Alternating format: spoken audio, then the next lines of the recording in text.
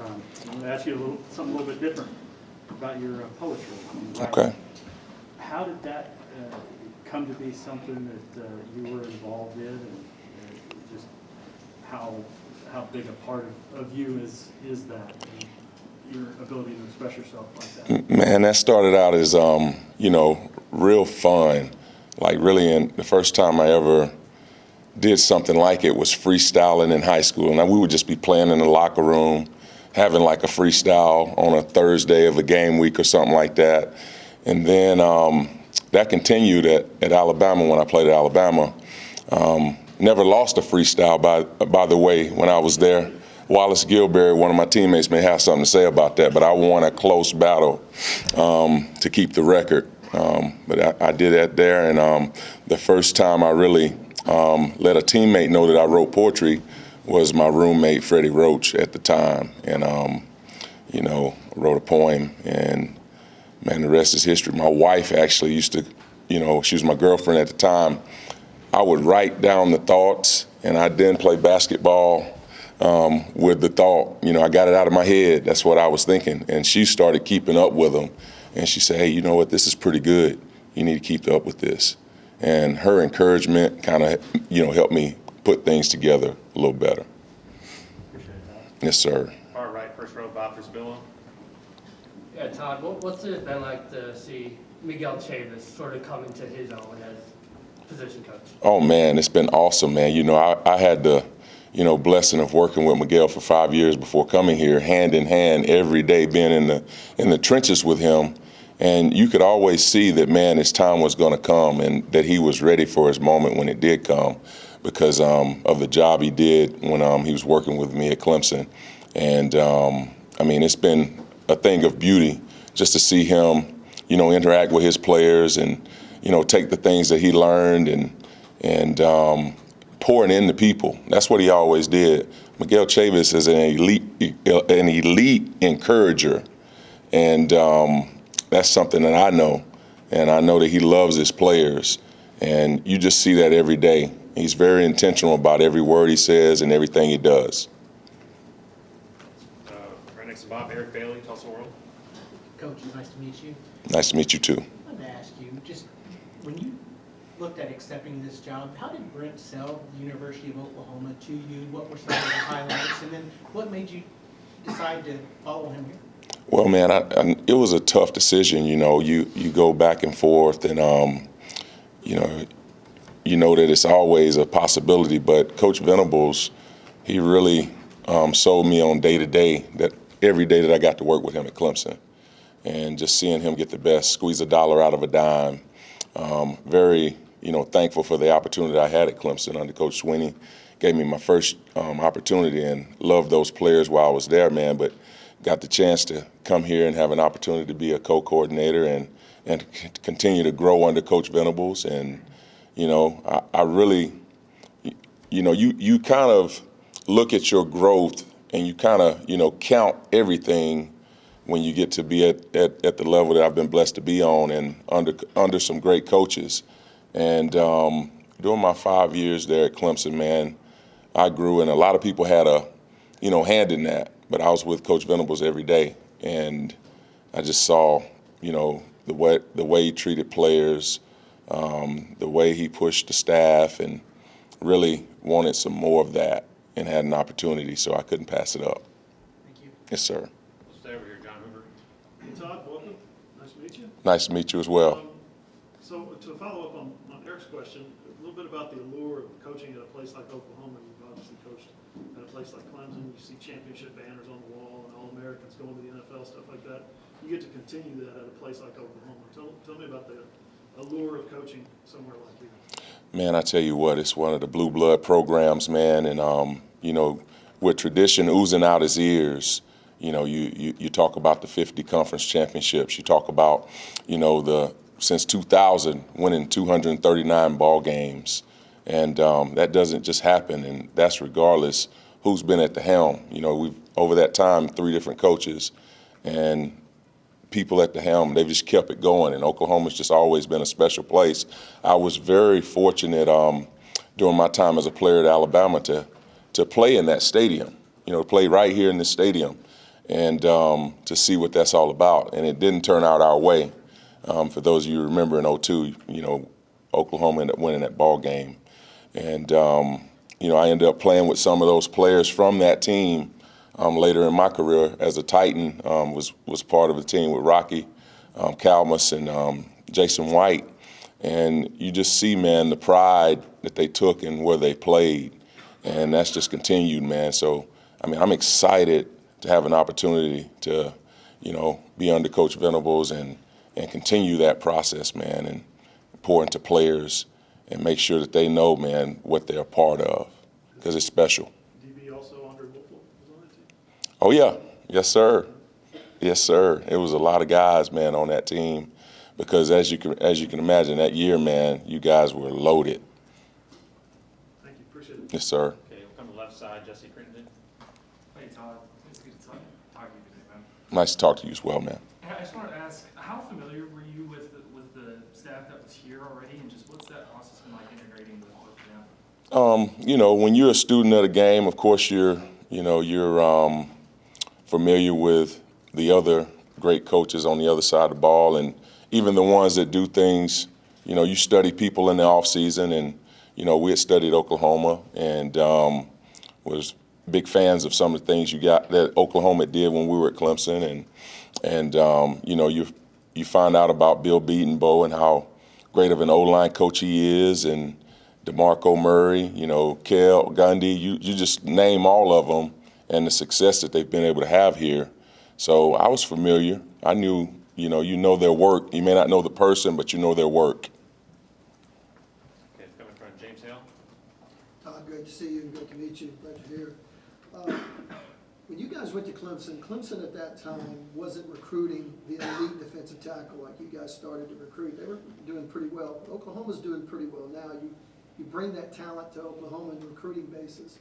Talk about why you think you can get the elite defensive tackle now that you're in Oklahoma. Man, it's because of they're attracted a lot of times the scheme that you run. Does it highlight their skill set? Does it create a one-on-one matchup? And then you got to go recruit guys that can win those. And they want to play in an aggressive scheme, attacking scheme, and that's what we've been. We've led the country in tackles for loss and sacks over the last decade, and that's what guys are attracted to. They want to have a chance to produce, and they want to see you producing draft picks. And so you got to be productive, and that's what we've been under Coach Venables' defense. We've been very productive, and we've been very intentional, and it hasn't just happened by chance. You don't do something 10 years in a row, and that's just by chance. So recruits are drawn to that. They really, and they know that it's not just that, the relationships that we're able to build. These guys are part of our families, and we really have those real relationships. That's what I would say that really drives it over the edge. When you truly know inside and out your players and they truly know you, you're going to get the best out of them. And that's what we've done, man. We've been at our best because we've been able to get the best out of our players. Thank you. Yes, sir. Right here, Brandon Drum. Nice to meet you, Todd.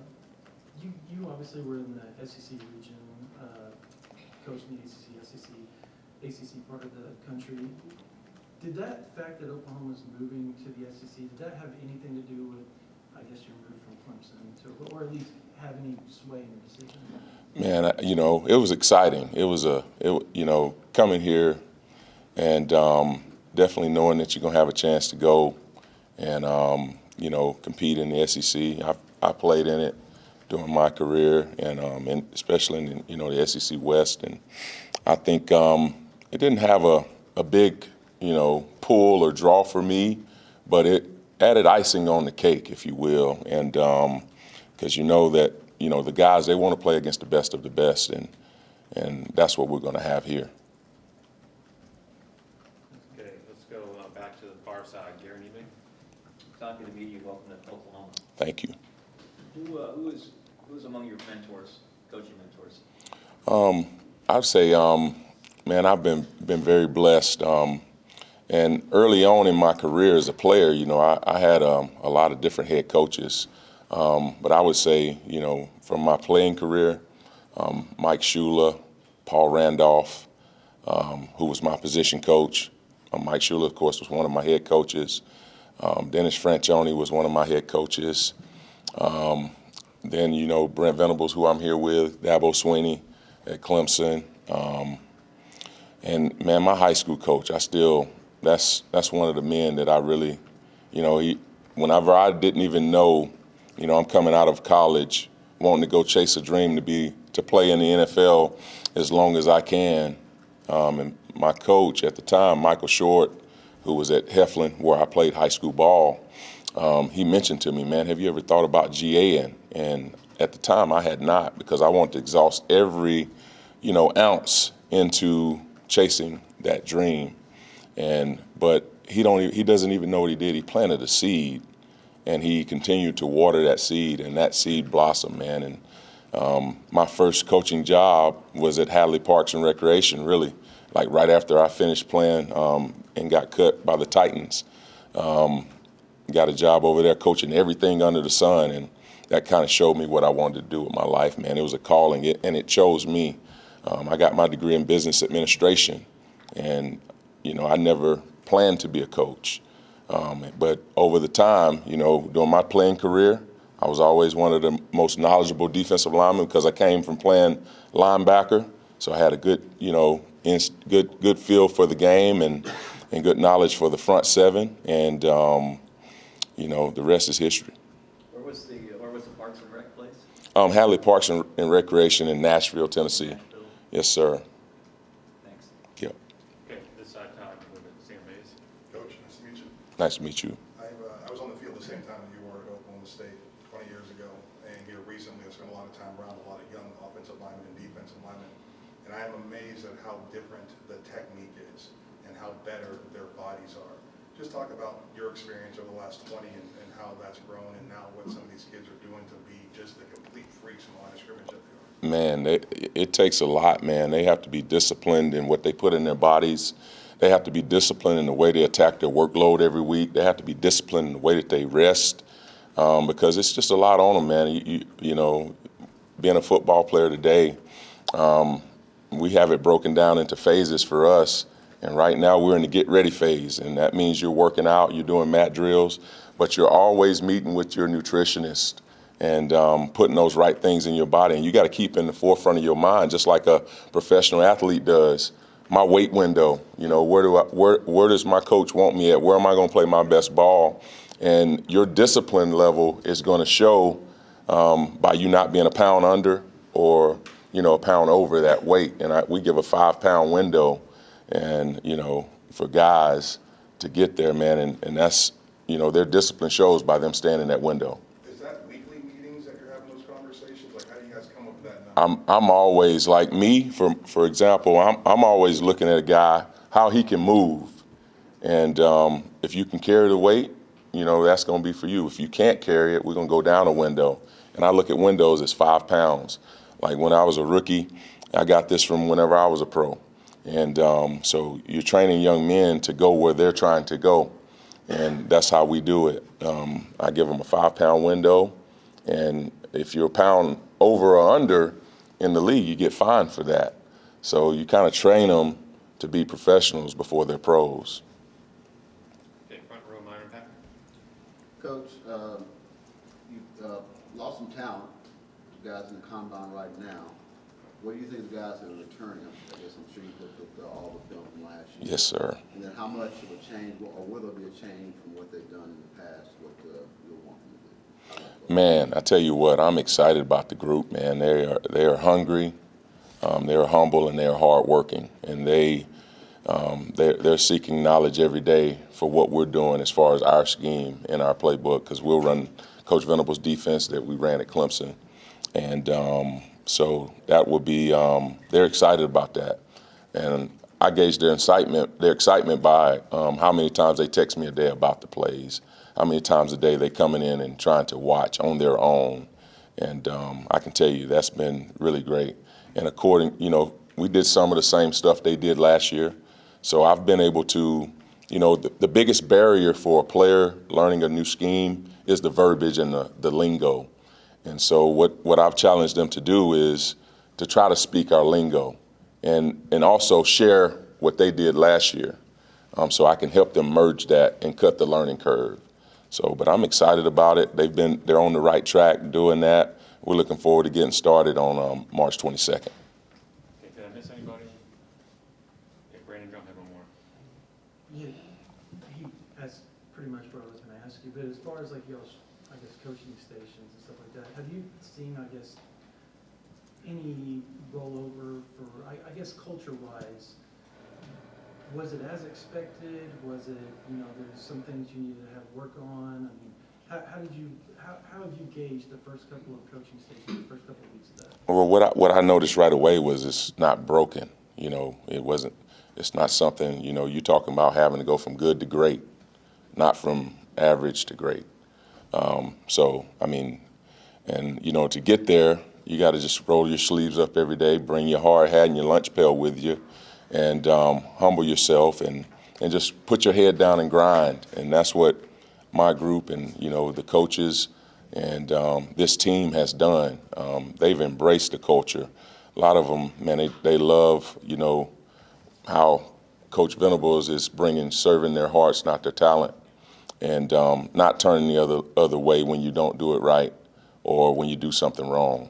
Just hold it. It's a circle of accountability, and we're making sure that they're surrounded by love as well.